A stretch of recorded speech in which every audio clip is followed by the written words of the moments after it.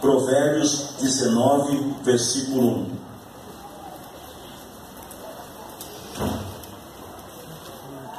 Diz assim a palavra do Senhor: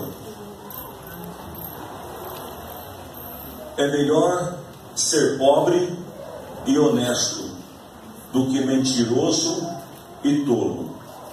Eu vou repetir de novo para vocês.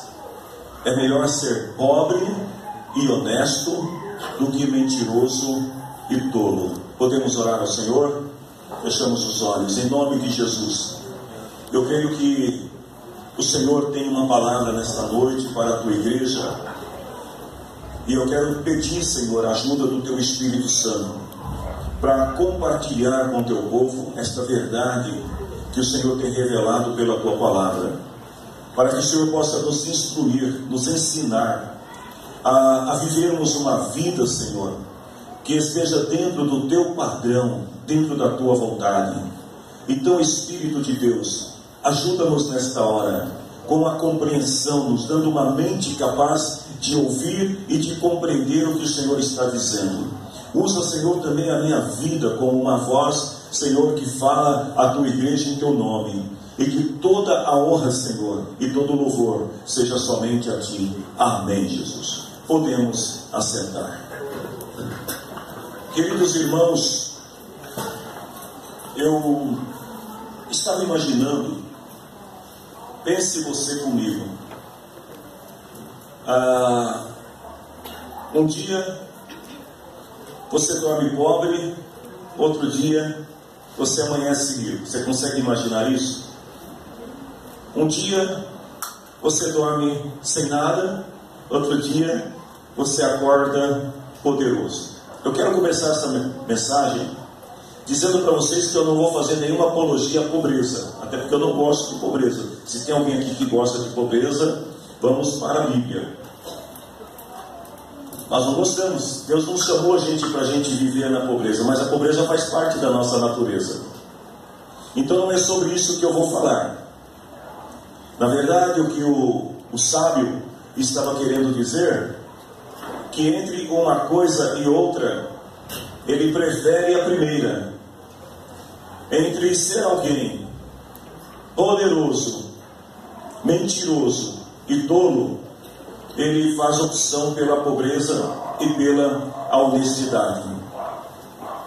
Quando a gente fala sobre ter poder, e é importante a gente conceituar, definir essa palavra para a nossa compreensão, a filosofia e a sociologia definem o poder como sendo a habilidade de poder influenciar ou de poder impor um pensamento em relação a outras pessoas. Poder para influenciar, poder para ter exemplo, o poder social. Você ser aquela pessoa que consegue ter o poder, a gente chama de aquelas pessoas que têm poder de decisão, que consegue envolver um determinado grupo de pessoas. Poder econômico são aquelas pessoas que têm o dinheiro, e pelo fato delas terem dinheiro, elas têm esse poder. O poder político, aqueles que exercem determinados mandatos. O poder militar, nós estamos falando aqui das forças militares. O poder religioso, aqueles que têm a habilidade e a capacidade para influenciar as pessoas em termos religiosos, às vezes até para levar as pessoas a cometer determinadas loucuras em nome da religião, e por assim adiante. Quando a gente fala de poder, e se eu perguntar aqui nesta noite quantos de vocês gostariam de ser poderosos, de ter poder em determinadas áreas, talvez alguns vão dizer assim: o sangue de Jesus tem poder. Mas antes que você diga o sangue de Jesus tem poder, deixa eu te falar que o poder é uma virtude divina. O poder foi delegado pelo próprio Deus ao primeiro homem, Adão. Se você ler a Bíblia em Gênesis capítulo 1, versículo 26, você vai ver que logo que Deus criou o homem à sua imagem e semelhança, a primeira coisa que Deus fez foi dar poder ao homem. Deus deu o poder dele dominar sobre todas as coisas, sobre a natureza, sobre os seres que se movem nas águas marinhas, os seres que se movem no ar, sobre os seres que rastejam sobre a terra, sobre os animais, sobre todos. Deus deu poder. Mas a nossa história começa exatamente aí. O Deus, ele confere ao homem o poder. Mas aí vem o pecado, e o pecado ele corrompe a natureza humana.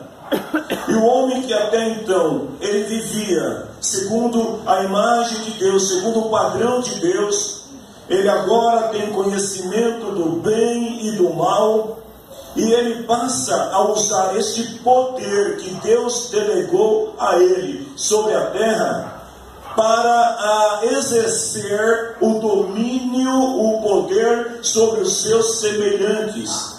A partir da queda, o homem começa a querer dominar não só a natureza, não só os seres viventes, mas eles querem dominar também o próprio homem. E é isso que a gente se vê, ou a gente vê até hoje.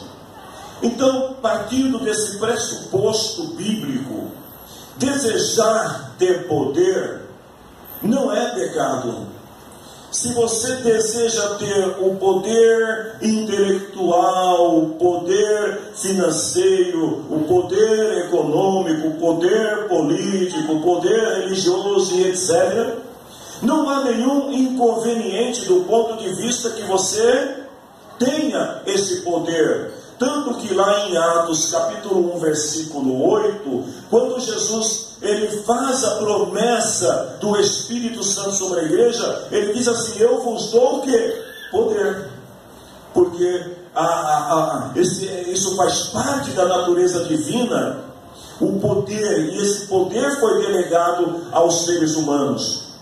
Mas qual a diferença entre aquele que está em Cristo e aquele que vive distante de Cristo? É que a pessoa que está em Cristo, ela tem consciência desse poder, amém? Ele sabe que ele tem o poder, mas ele luta contra a fascinação do poder. Ele não se deixa ser influenciado, enganado por este poder. Ele não é escravo deste poder. Ou seja, ainda que alguns entre nós tenham o poder econômico, ele não é dominado pelo poder econômico. Se ele tem o poder social de influenciar pessoas, ele não é dominado por esse poder, porque ele tem a mente de Cristo. Agora, o grande problema são aquelas pessoas que estão distantes de Deus, que não têm essa consciência cristã, que não têm a mente de Cristo, que quando conquistam poder em determinadas áreas, elas ficam fascinadas e elas logo se veem envolvidas, tomadas por este poder, e a partir de então passam a ser enganados pelo poder e corrompem a sua integridade. É sobre isso que eu quero falar nesta noite. Vamos para a Bíblia, 1 Samuel, capítulo 15. Abre a tua Bíblia, porque nós vamos estudar a história de um homem que não era ninguém, um homem que não tinha poder, que era de uma família desconhecida em Israel, mas que um dia aprove ao Senhor enviar o profeta Samuel para escolher este homem e lhe dar poder para governar uma nação.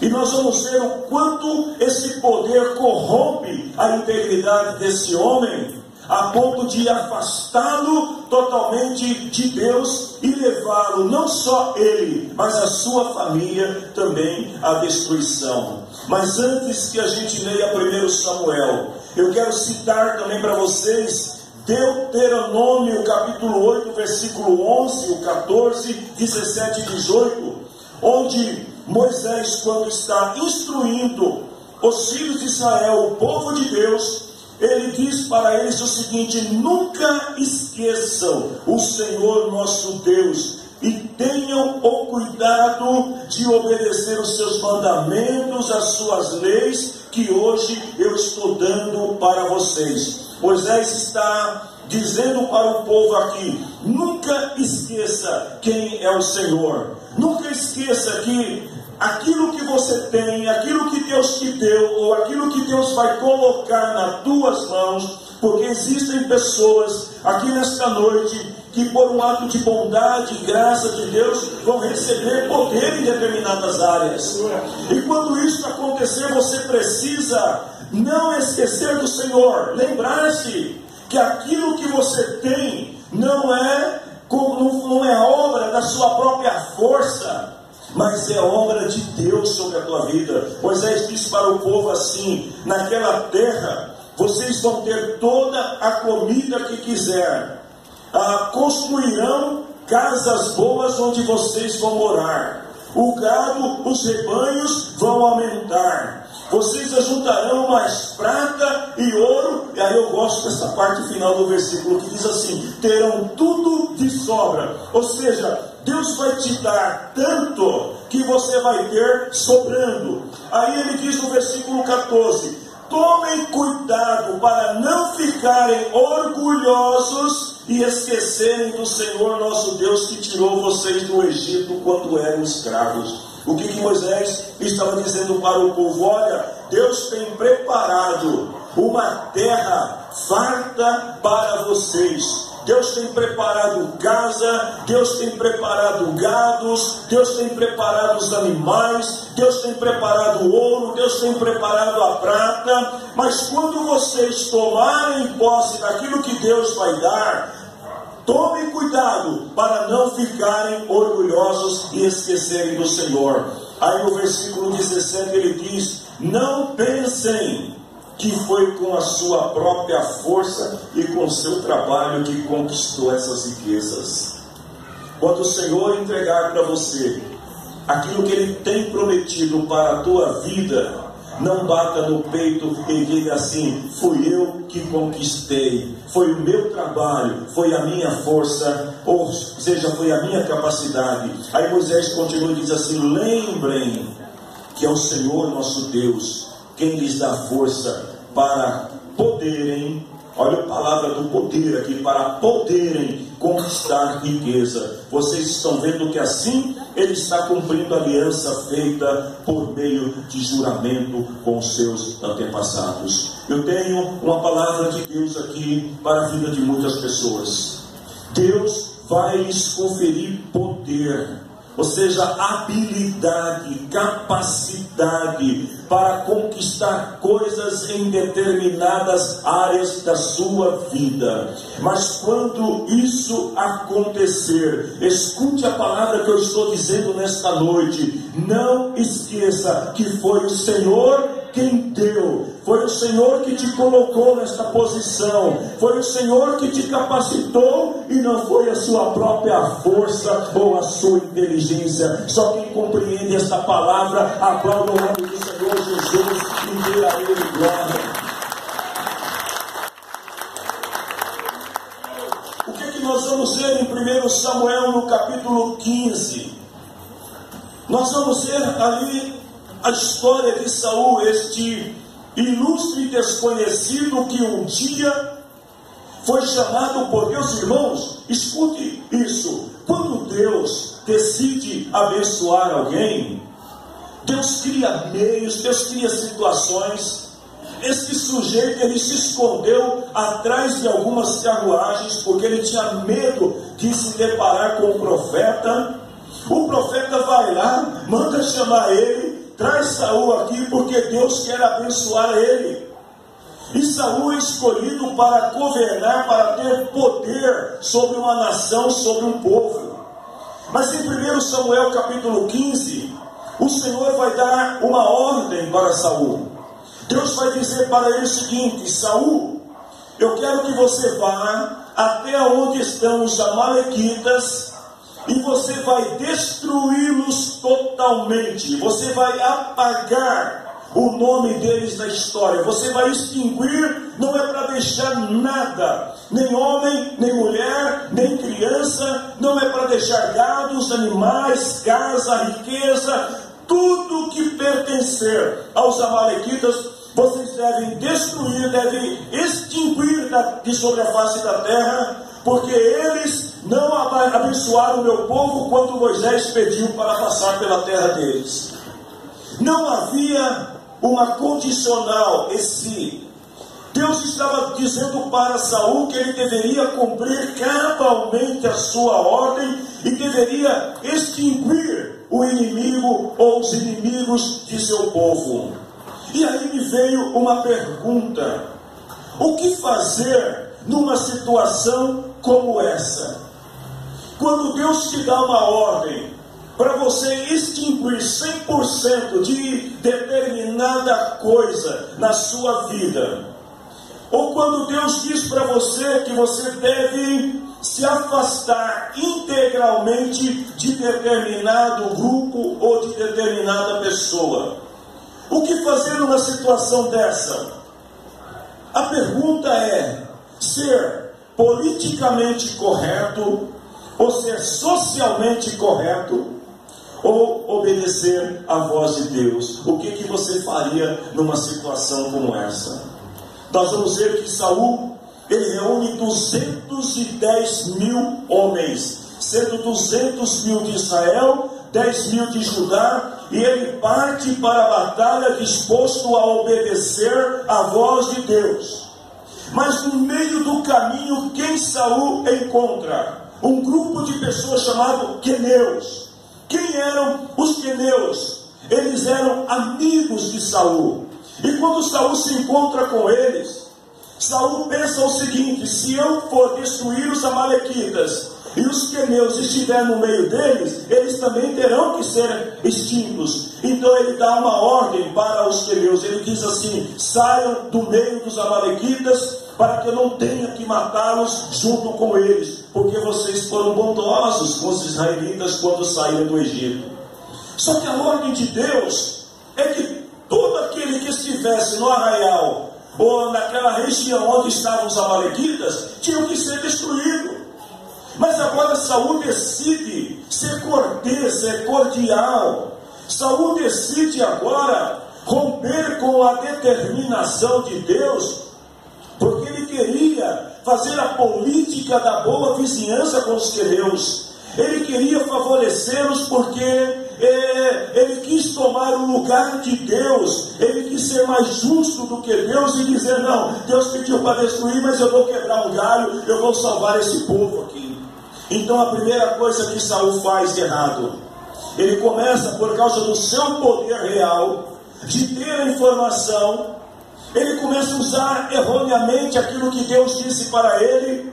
E a primeira coisa que ele faz é que ele vai livrar os queneus de sofrerem a extinção, mesmo habitando em território amalequita. A segunda coisa que vai acontecer ainda em 1 Samuel, no versículo 9 do capítulo 15, é que ele não vai cumprir totalmente a vontade de Deus. E quando a gente fala do poder corrompendo a integridade, nós precisamos entender que ser íntegro aos olhos de Deus requer alguns princípios. E um dos princípios da integridade cristã é a obediência. Nós não podemos nos tornar íntegros, ou seja, inteiros. A palavra íntegro quer dizer inteiro. Nós não podemos nos tornar inteiros diante de Deus 100% cristão se nós não obedecemos o princípio da obediência. E Deus tinha dado uma ordem para ele. Mas agora, no versículo 9 diz o seguinte: que Saul e os seus soldados decidem deliberadamente, não foi por vontade de Deus, mas eles decidem não matar o rei Agag, que era o rei dos amalequitas.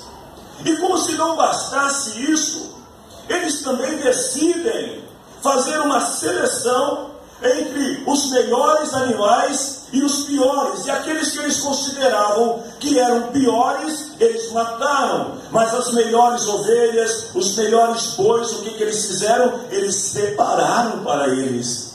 Qual era a ordem de Deus? É para extinguir tudo, é para acabar com tudo. Mas os soldados olham para aquela ovelhinha gordinha, e a ovelhinha diz para o soldado assim: pé.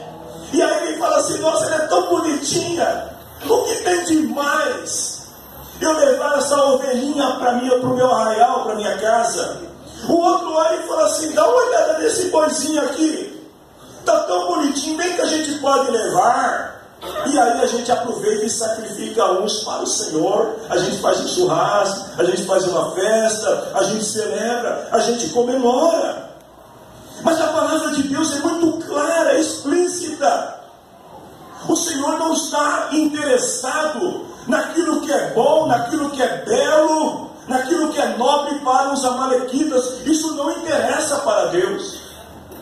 E quantas vezes que nós entramos nesse mesmo caminho de Saul e dos seus soldados, porque nós olhamos para determinadas coisas que desaprovam a Deus, mas a gente diz assim: é tão bonito, quem sabe Deus pode gostar, né? Quem sabe a gente consegue convencer a Deus, mudar o coração de Deus desobedecendo. Então Saul decide com seus soldados poupar algumas ovelhas e alguns bois. Eles decidem poupar Agag, porque a palavra diz que Agag, ele era um homem muito cortês nas palavras, ele era muito esperto, ele era o sujeito, o politicamente correto. E quando Saul vai matar Agag, Agag consegue convencer Saul que ele não deveria morrer, porque ele valia mais vivo do que morto, e Saul entra na onda de Agag. Em terceiro lugar, como se não bastasse isso, o poder está corrompendo a integridade de Saul, quando no versículo 12, Saul começa a sofrer de uma doença chamada egocentrismo. Saul venceu os inimigos, ele está voltando com os despojos que não deveriam ter, ele está voltando com o rei que foi vencido, que foi derrotado. Aí a Bíblia diz no versículo 12 que na manhã seguinte, quando Samuel sai para encontrar Saul, e ele pergunta onde está Saul, só lembrando vocês que Samuel passou a noite orando, e Saul passou a noite comemorando. Samuel pergunta onde está Saul, e dizem: ele está na cidade de Carmelo. O que Saul está fazendo na cidade de Carmelo?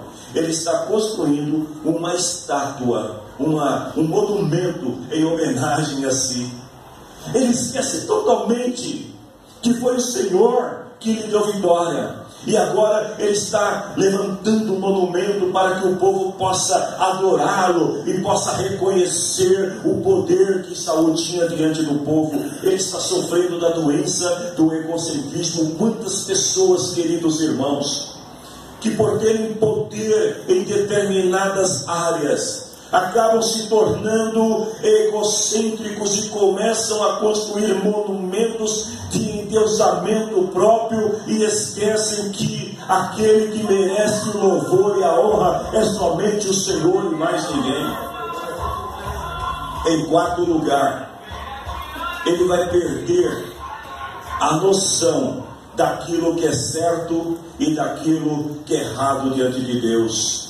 Quando uma pessoa é contaminada pelo poder, é isso que acontece, perde a noção do certo e errado. Samuel se encontra com Saul.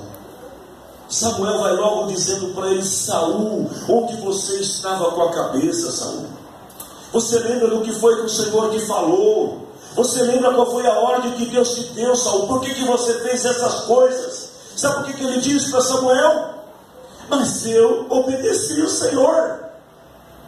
Gente, como que ele obedeceu ao Senhor, se o Senhor mandou ele extinguir tudo? E agora ele está ali com um monte de ovelhinhas e bois com o rei dos amalequitas.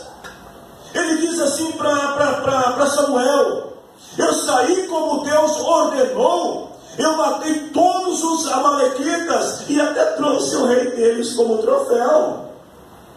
Em quinto lugar, ele vai tentar, vendo que Samuel não se convenceu da sua desculpa, ele vai tentar lançar a culpa nos outros. E ele vai dizer para Samuel assim: olha, Samuel, na verdade, eu até pensei em acabar com tudo, mas, diz ele, os meus soldados não mataram o melhor gado e as melhores ovelhas. Deixa eu fazer uma pergunta para vocês aqui, igreja. Quem era o rei de Israel? Quem era o rei de Israel? Saul. Eu não ouvi. Quem era o rei de Israel? Saul. Então quem tinha poder para delegar sobre Israel? Saul. E como é que é essa história agora? Os soldados decidiram. Os soldados deliberaram. Os soldados resolveram. Ele diz assim para Samuel: olha, os meus soldados decidiram escolher, já que ia matar tudo, eles resolveram trazer um pouco aqui para Gilgal, e a gente vai fazer um sacrifício para o Senhor. E aí ele usa uma expressão com Samuel, ele não diz o nosso Deus, ele diz para Samuel: nós vamos fazer um sacrifício para o teu Deus, ou seja, nós vamos te agradar também, Samuel. Só que eles esqueceram que Samuel era homem de Deus, e que Samuel, ele vivia esse princípio da integridade na sua totalidade. Quando Samuel, ele diz para Saul: Saul, não é isso que Deus quer. Deus não está preocupado com sacrifícios. Deus não está preocupado que você ofereça a Ele aquilo que não é teu, porque aquilo pertencia aos amalequitas. Sabe aquela história de fazer cortesia com o chapéu do outro? Ele queria dar a Deus aquilo que não era dele. Ele queria dar ao Senhor sacrifício que era dos amalequitas. E Samuel fala para ele assim: Saul, não é isso que Deus quer. O que Deus queria de você é só uma coisa, que você fosse obediente, ou seja, que você fosse íntegro aquilo que Deus exigiu de você. Mas no versículo 24, nós vamos ver que Saul não é nem um pouco íntegro diante de Deus, porque não há nele arrependimento. Ele diz para Samuel assim: olha, a hipocrisia do sujeito que está dominado pelo poder que corrompe a integridade. Ele diz assim para Samuel: eu pequei, olha, eu desobedeci à voz de Deus, aquilo que você falou para fazer. Mas aí ele diz assim: mas sabe por que eu fiz isso, Samuel? É porque eu fiquei com medo do povo, e aí eu fiz o que o povo queria. Tem muita gente se corrompendo, tem muita gente se desintegrando espiritualmente, porque estão ouvindo mais a voz do povo do que a voz de Deus. Tem muitas pessoas que estão morrendo espiritualmente, porque ao invés de ouvir o que Deus está dizendo, estão ouvindo o que o povo está dizendo, e depois querem chegar diante de Deus e do seu profeta e dizer assim: olha, eu fiz porque o povo mandou. Queridos, não tem como. Cada um de nós vai prestar contas diante de Deus. Ele tenta envolver Samuel, é a sétima coisa que ele vai fazer, porque Samuel está irredutível. Samuel é profeta, é sacerdote, é homem de Deus, e ele vendo que não consegue, ele então vai tentar agora envolver, porque quando a pessoa está corrompida na sua integridade, não basta ela ir para o inferno, ela quer arrastar os outros também.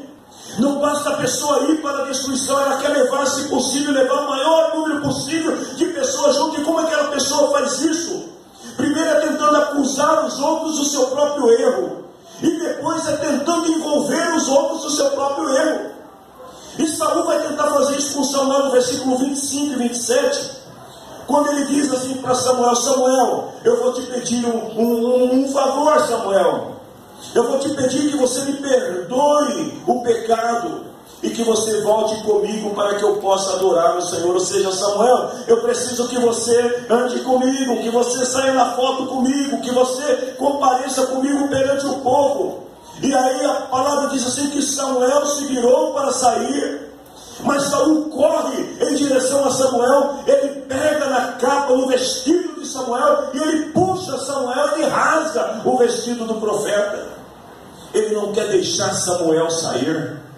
porque ele sabe que sem a presença do homem de Deus, ao comparecer no arraial perante os seus soldados, as pessoas iam perceber que alguma coisa está errada. Então ele está tentando agora envolver Samuel no sentido de dizer: Samuel, tira uma foto comigo aqui, vamos sair abraçados aqui, sorrindo um para o outro, vamos gravar um vídeo aqui, Samuel, dizendo que você está comigo, que você é o meu brother, porque aí o povo vai ver e vai dizer: não, Saul, ele tem autoridade, ele tem aí no poder, Deus está com ele, porque Samuel está com ele.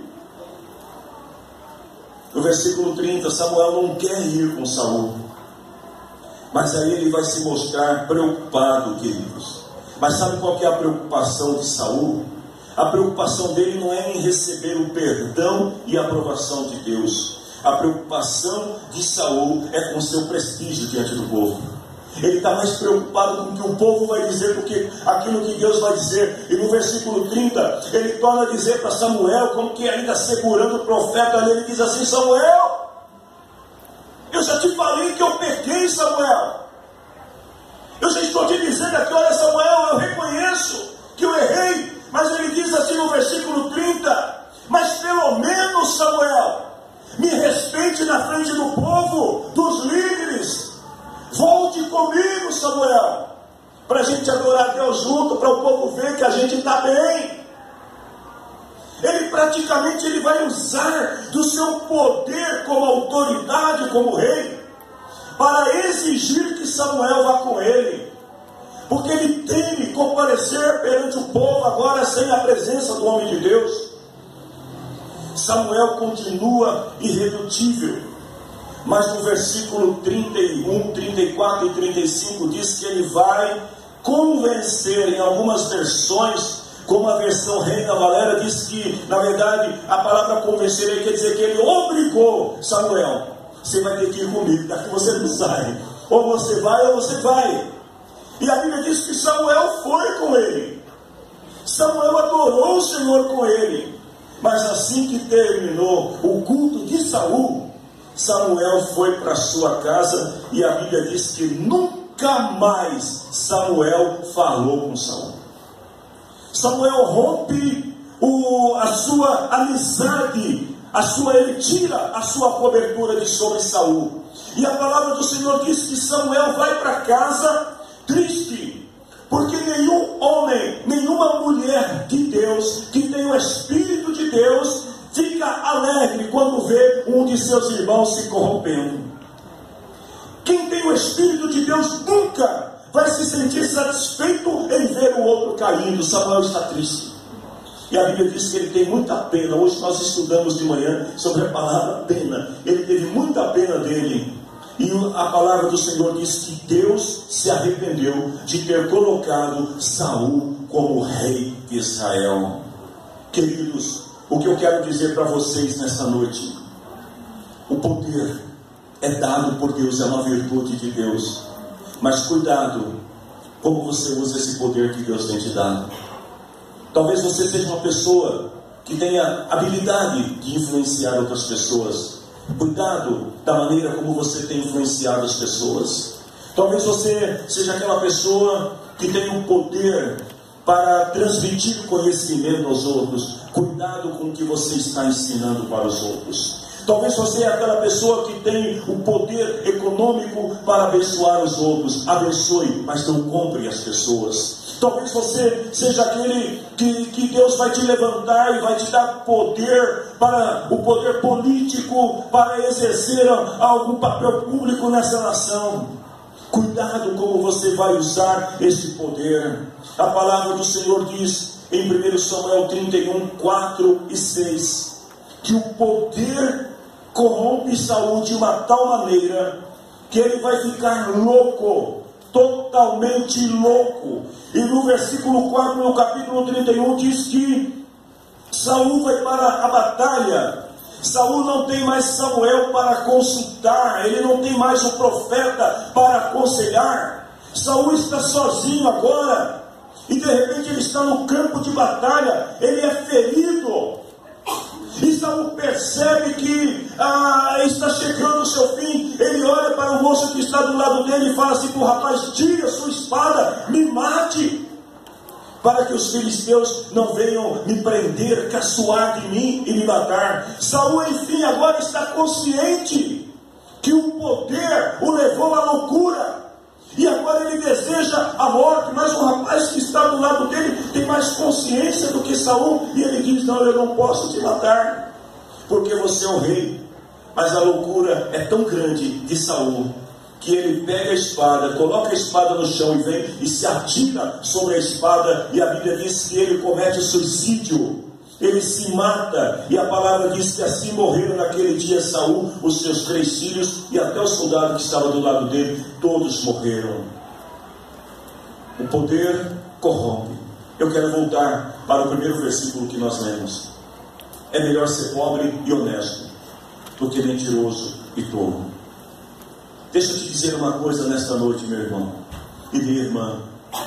Não deixe que o poder venha corromper a sua integridade.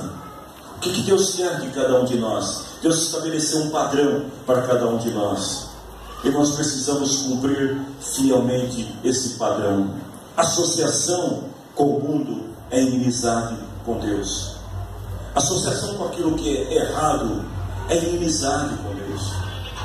Se Deus tem te dado poder em determinada área, use esse poder para fazer como Davi. E num determinado dia o Senhor disse: eu achei um homem que é segundo o meu coração, Davi, porque ele fazia exatamente aquilo que Deus queria que ele fizesse. Podemos nos colocar em pé? Eu disse que ia pregar pouco, irmãos, essa hora. Eu quero orar nesse momento com vocês, porque nós vamos, daqui a alguns minutos, vamos estar celebrando a ceia do Senhor. Queridos, talvez você diga assim: pastor, o senhor falou tanto de poder, mas eu não tenho. Deixa eu te fazer uma pergunta aqui: quantos nesta noite tem o Espírito de Deus aqui? Quem tem o Espírito de Deus? Se você tem o Espírito de Deus, você tem o poder de Deus na tua vida. Amém? Se você tem o Espírito, você tem o poder. Se você tem o Espírito, você tem os dons de Deus. Se você tem o Espírito, você tem a autoridade de Deus. Não deixe que nada venha corromper o poder que está dentro de você.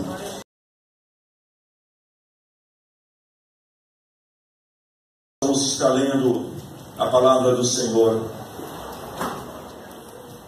Paulo, escrevendo à igreja aos Coríntios, ele diz assim: eu recebi do Senhor este ensinamento que passei para vocês, que o Senhor Jesus, na noite em que foi traído, pegou o pão, deu graças a Deus, depois partiu o pão e disse: isto é o meu corpo que é entregue em favor de vocês, façam isto em memória de mim. Assim também, depois de jantar, ele pegou o cálice e disse: este cálice é a nova aliança feita por Deus com o seu povo, aliança que é garantida pelo meu sangue. Cada vez que vocês beberem deste cálice, façam isto em memória de mim. De maneira que cada vez que vocês comem deste pão e bebem deste cálice, estão anunciando a morte do Senhor até que Ele venha.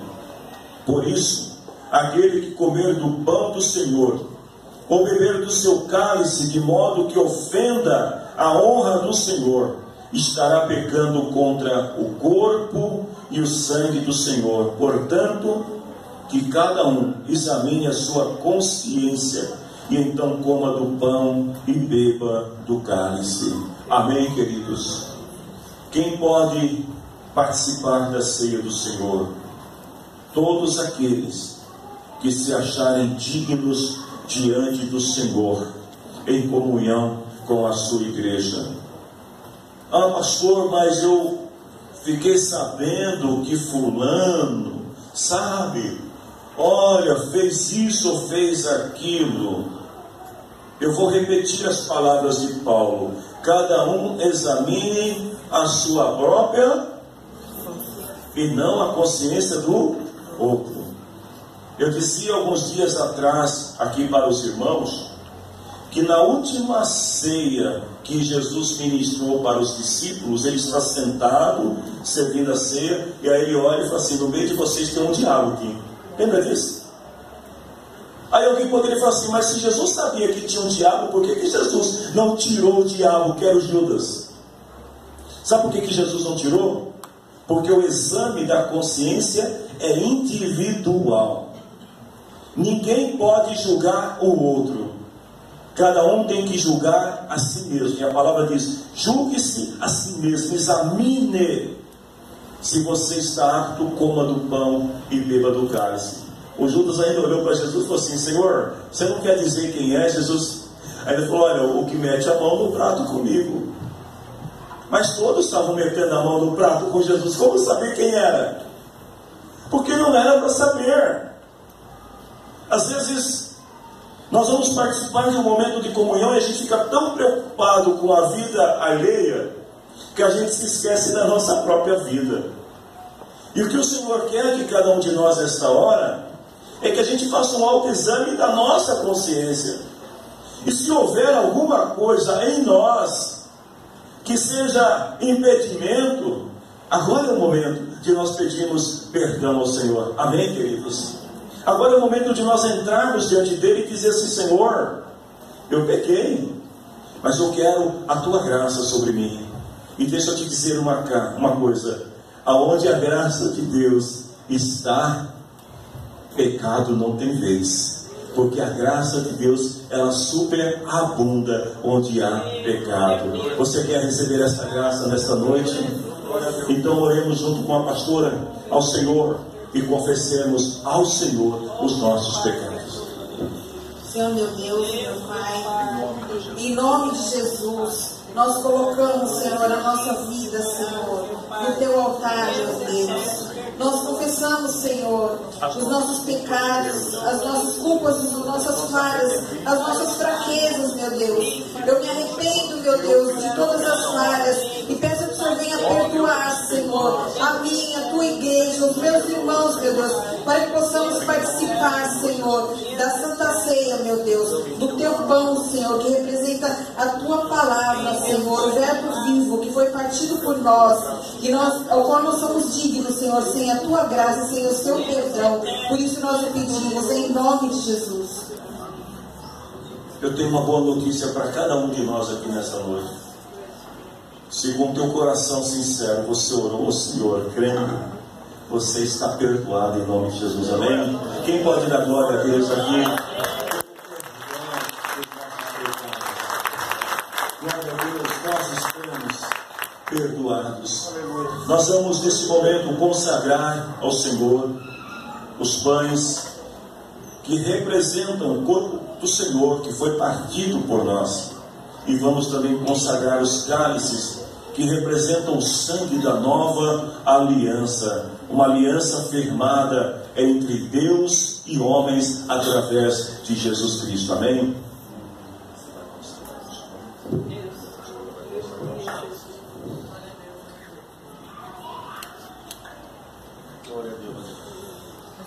Fechamos nossos olhos, irmãos. Pai querido, nesse momento, apresento a Ti a Tua igreja nas Tuas mãos, Senhor Jesus. Pai querido, estaremos nesse momento ceando a ceia do Senhor. Pai, eu consagro esse pão que representa o Teu corpo, que foi esmagado ali naquela cruz. Por isso, meu Pai, ao momento que nós estamos ceando, que haja bênção na vida do Teu povo, meu Pai. Que o Senhor abençoe a Tua igreja até a vinda do Senhor. Amém. Senhor, em nome de Jesus, nós consagramos esses cálices, Senhor, na Tua presença, que representa o Teu sangue, que foi derramado por nós na cruz do Calvário, para que possamos ser redimidos dos nossos pecados, Pai. Em nome de Jesus, nós consagramos a Ti.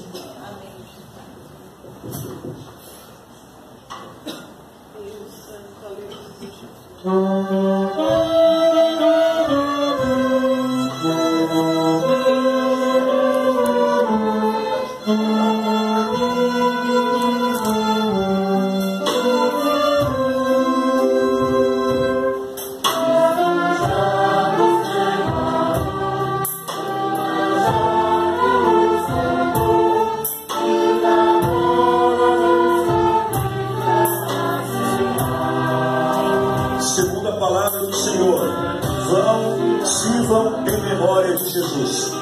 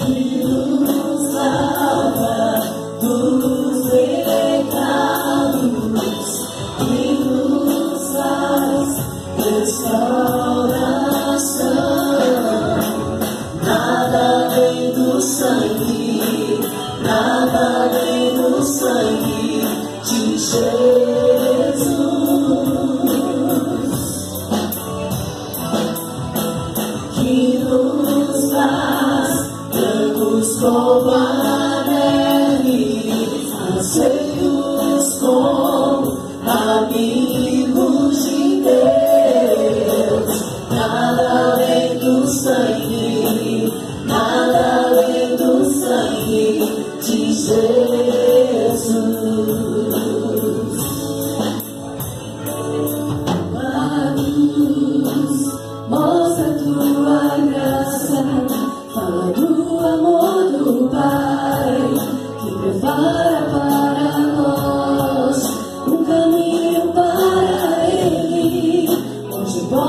pra chegar somente pelo sangue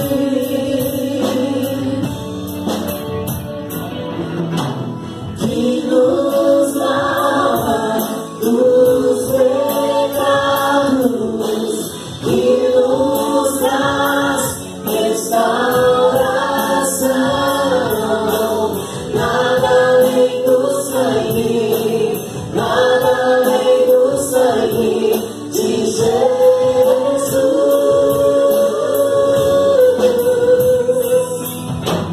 que nos faz brancos como a neve, aceitos como amigos de Deus.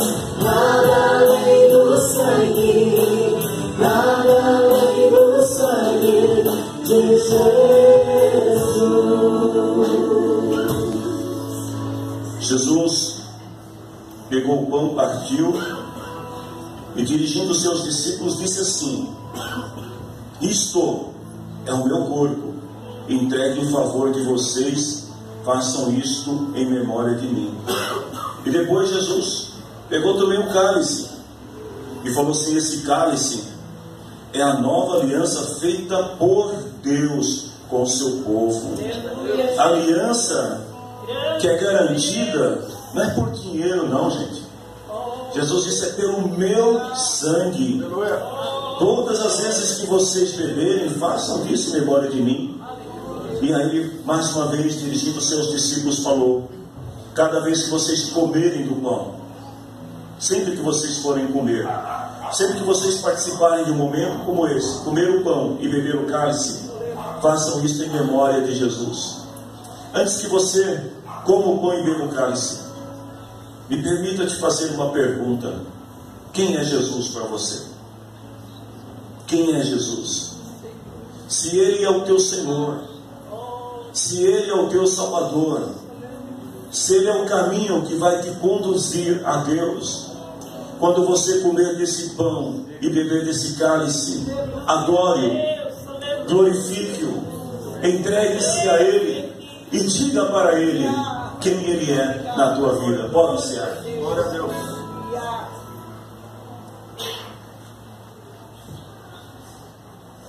Você é tudo em minha vida, Jesus. Aleluia, Jesus. Você é como uma luz que ilumina, Senhor, a minha estrada, o meu caminho. Jesus, você é como uma esperança que nunca morre, que não pode ser roubada, que não pode ser tirada. Jesus, você é a paz. A paz que os homens não entendem, as pessoas não compreendem, porque esta paz, ela está acima da nossa compreensão. Você é a minha paz. Você é a minha vida, Senhor. Tu és o meu Salvador. Oh, eu te adoro. Eu te adoro. Eu te adoro, Jesus, agora. Tu és a nossa liberdade.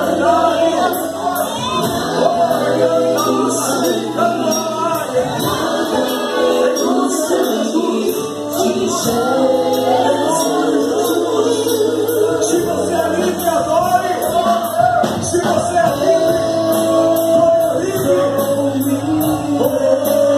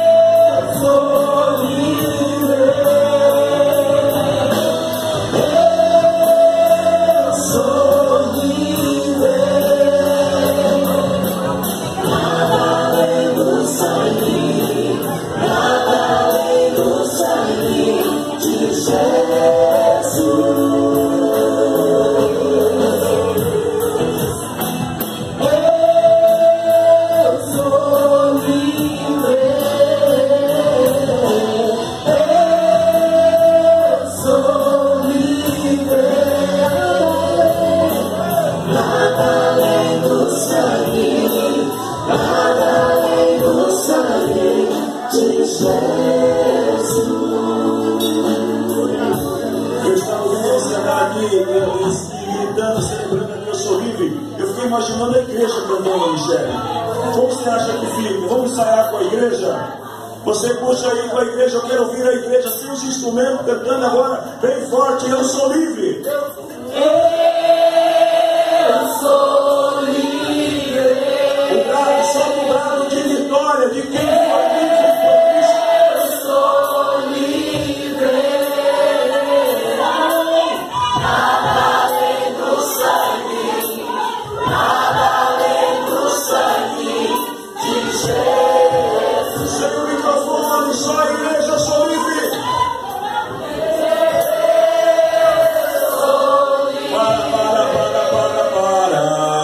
Parou.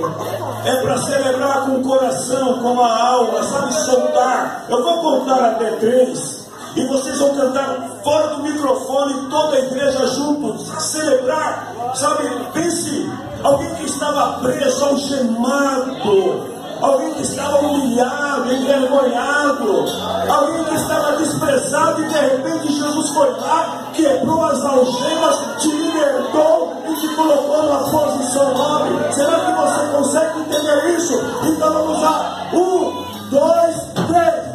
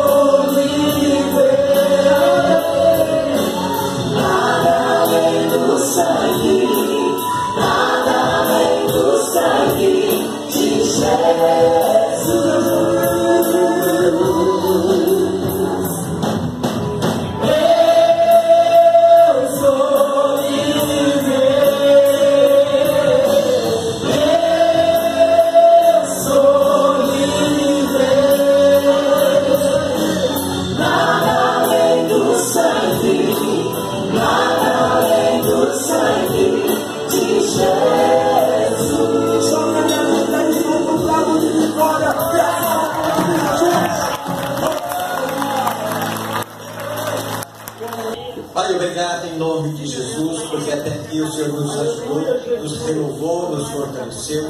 Até aqui a tua presença é gloriosa e maravilhosa e com certeza continuará sempre, Pai. Eu peço a tua bênção sobre a vida de cada um. Peço a paz, a alegria, o amor, o livramento, a proteção. Peço que o Senhor os guarde e os abençoe, Pai. Que a palavra ouvida hoje seja gravada na mente e nos nossos corações. Pai, no nome de Jesus nós te louvamos e te agradecemos para a glória e honra do teu santo, poderoso e do teu eterno nome. E que a graça do nosso Senhor Jesus Cristo, o amor de Deus Pai, a doce consolação, a união do Espírito Santo de Deus, seja hoje sempre conosco, em nome do Pai, do Filho e do Espírito Santo de Deus. Amém.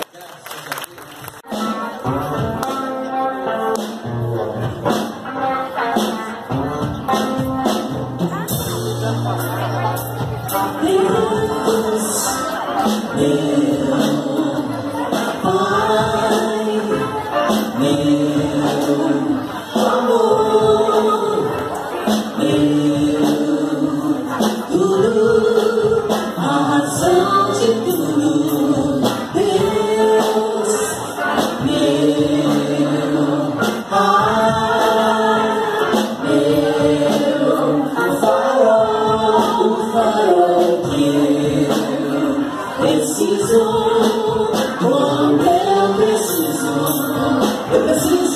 sentido todo dia.